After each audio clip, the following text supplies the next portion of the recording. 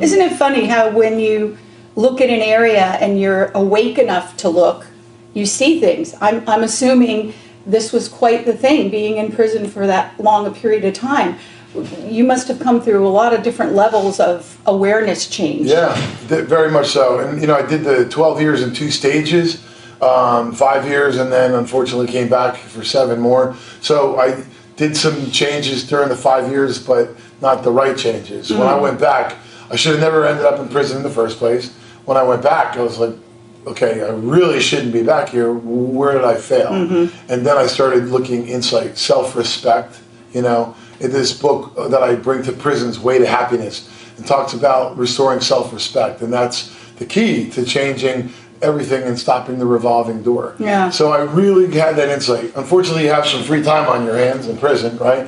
And I really self-reflected, and I came up with a plan. And I love Denzel Washington talking about, your dreams. You got to turn your dreams into goals. Because dreams without goals are just dreams. There you go. And dreams don't really They're come just floating true. there. Yeah, dreams Yeah. don't come true. Dreams, when you turn them into goals, they come true. So all these different things I took from that helped me. And so now I can take it to kids and say, this is what happened to me. This is the path I got on. If you're on this path, this is what could possibly happen to you. But if you stay on this path, purpose, Randy always talks about your purpose. We don't teach that to kids. We have to teach that to kids. Yeah. And so I'm trying to be that living example of what not to do, what path not to travel, and then point in the direction of the right paths and get those kids on the right path. Randy, on purpose, let's talk about you. Well, can I follow up with something Yeah. that he was talking about? This country's in the middle of a mental health, and I say substance abuse issue, because, I think opioids get a lot of the press and the media and all that, but really we don't talk enough about what alcohol continues to do, and the other prescription meds, and of course there's meth and cocaine and all the stuff that's out there that's ruining lives. And, we're not going to arrest our way out of this problem, we're not going to legislate our way out of this problem, but to what Michael's doing, we will educate ourselves out of it. And I know for a fact, I've seen this guy in schools, and I've seen the fact that when we ask children to raise their hands if they've ever been affected by addiction in any way, whether it was somebody on their street, somebody, a distant relative, or somebody that they know, every hand goes up. No kidding. In any gym, and that's any school across America, every hand. I mean, this is such a huge problem, and it is affecting our children. Wow. And that's why it's so important that he gets in there and educates and reduces that stigma, that keeps people from asking for help. Yeah. We were talking earlier about how parents are the first to say, not my child, not in my backyard, it's not happening under my roof. Well, yes, it is. I've stood beside parents at funerals that said that. And, we've got to get more involved in our children's lives and their social media and the things that are going on. Michael will talk about vaping a lot. That's gateway stuff. And that's the stuff that we, as parents, that we have to be on top of. Just be a good parent. Yeah. Quit trying to be a friend to your child and be a parent. Yeah. If I can Absolutely. cut in for a Yeah. second. So, I'm not as involved in the recovery world so much, but subjectively I have so much respect for what these gentlemen and what you're doing. And I just remember being a kid in the 60s, and they presented all this stuff about drugs. There was a big push on get these elementary kids not to do drugs, and I don't know who was behind all that, but whatever they did, it just failed so miserably.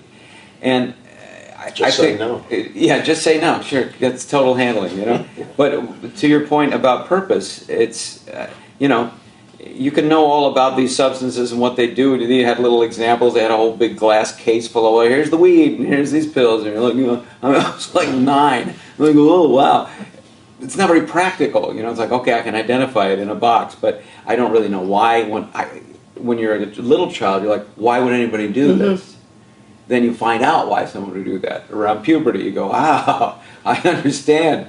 I'm suffering in some level. I have some kind of challenge that I don't know how to surmount. So the only things I think are stressing purpose, like what's a really good thing to do with your life? What do you want to do? Get busy doing that. Get really busy. Like people with sports or whatever, that you can get very occupied. And education, like what are these drugs and what do they do to the mind? And I think if a child or anybody knows about who they are, what their mind is, what not to do to it, what their body is, what those toxins actually do. That was a long time before I was ever told it was a bad drug for Absolutely. toxins. Yeah. Then I think that changes things enormously. Yeah. I mean, the truth is, we have that expression, and now people use it a lot, knowledge is power. But knowledge without a plan, knowledge without connecting it to purpose, is just kind of floating there like that dream, right? Right. I mean, believe that like knowledge is power, but applied knowledge is the real power. So like Jim said, you can educate the kids about the drugs, what they look like, maybe even what they do. But then how will they hinder your life? How will they take you off purpose, off plan? You'll end up sitting in a 6x9 cell saying, how did I get here? Yeah. Sitting in a homeless building, sick, looking for more drugs, That's doing right. things that you would never do. How did I get here?